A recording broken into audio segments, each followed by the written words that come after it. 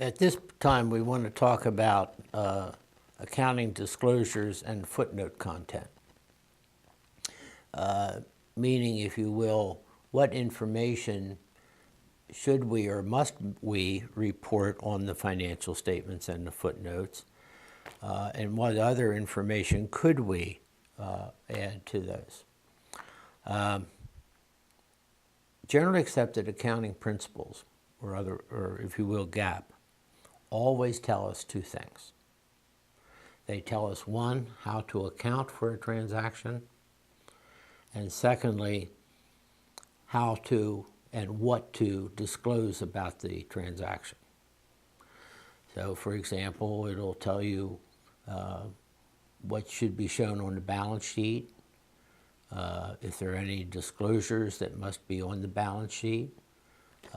Sometimes it'll tell you that these items have to be disclosed in the footnotes, which means they don't have to be on the balance sheet or the income statement. I think one of the most common things we forget as accountants is that GAAP doesn't address just the financial statements. It addresses also the footnotes and the content of the footnotes. The financial statements are to tell a story, and I don't mean fictitious. The financial statements and the footnotes are to tell a story. Tell the story about what happened in terms of operations and cash flows for the entity, whether it's a business and for-profit or whether it's a not-for-profit entity. So that is important. Now, I said that GAAP tells us what we must disclose in the financial statements and in the footnotes. What GAAP tells us are the things we have to show, we have to disclose. That doesn't mean we can't disclose more information.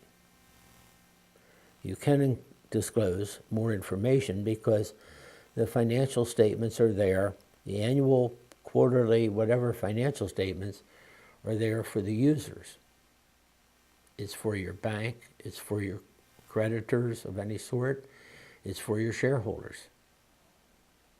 Most owners, especially of small businesses, don't need that year-end financial statement with footnotes to know whether their business is doing well or not. So we have all these disclosure requirements. I said they're to tell a story, but again, you don't want to tell stories that are not true. The other thing that you have to be aware of, you could have very well-meaning management that might innocently tend to go astray. Let's say a company has been doing well for a number of years, and now they've had a year that was really bad. So everybody knows that people are going to ask what caused this. It might be very easy for an honest, well-meaning business executive to remember one specific problem that they had, and they want to hang their hat on that as being the issue that caused a problem. And if there is such an issue, then you need to disclose it. For example, I was living in the Harrisburg area when the 3 Mile Island accident occurred. And when you looked at the financial statements for the utility company that owned the power plant, the year that the accident occurred, their footnotes at the end of their financial statements, their footnotes were, I think, like 30 pages long. Now, the problem was pretty much one item, the meltdown. But you have to be sure that management, they're under a lot of pressure. People perform according to how they're measured. Shareholders want profits. So it can happen that well-meaning people will overemphasize or see something as a bigger factor in their problem than perhaps what it was. So they can put the generally accepted accounting principles and pronouncements, tell you the minimum. You can tell more and disclose more, but you have to be sure that the statements are not misleading to the user. So you want to be very careful of that. Years ago when I was in working, Penn State University used to have what they called the annual graduate accounting conference, and I was on the planning committee. And there's always talk in the U.S. about the overregulation of accounting and disclosures, and it just goes on and on and on.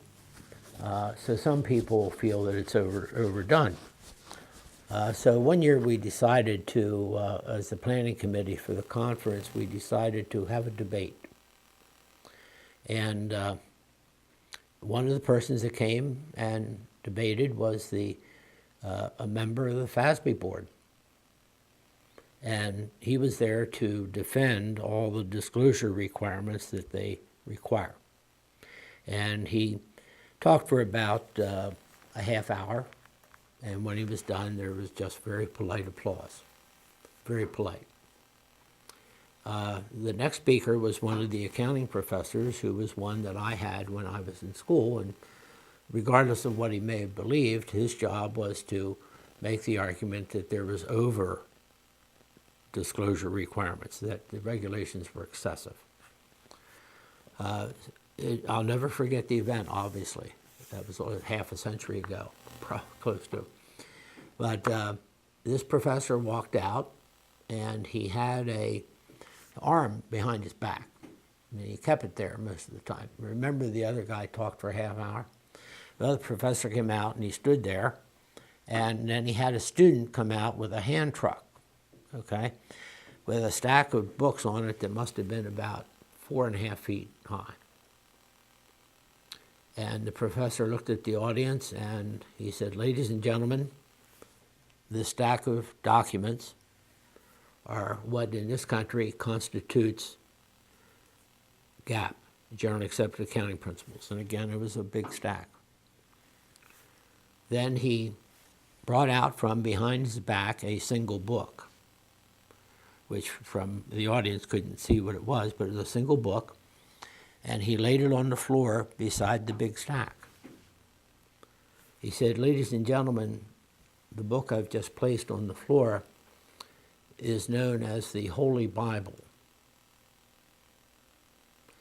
He said, "It has proven to be adequate guidance for hundreds of millions of people and perhaps billions of people for the last 2,000 years. Thank you." And he sat down. And the place erupted in applause. And the fellow from FASB was angry and swore he'd never come back, which I think he was wrong. So obviously it's somewhere in between, because you can overregulate, but you want to be sure that people are getting the true story. And I was at a conference just a couple years ago, and another accountant who was at that same presentation I was just telling you, in our meeting, as a continuing ed seminar, he was making the point that we were just overregulated in disclosures, and our accounting should be more principles-based and less regulation-based. So he was making that point. So I raised my hand, and he said, "Yes, Chuck." And I said, "Well, Dan, you say that we're overregulated and we need more principles-based accounting and disclosures." I said, "There's a book that all of us, I think, here would think is really principles-based." And I said, "I don't want to preach religion, but we call it the Holy Bible. And I think we would all agree it's principles-based. It's been around for 2,000 years, and you know what? It hasn't stamped out sin. So I don't know that using principles-based accounting is going to stamp out the problems in accounting." So that's disclosure and footnote content. It's there for a purpose. I suggest you use it, but you just have to watch that people don't use it to tell stories. Thank you.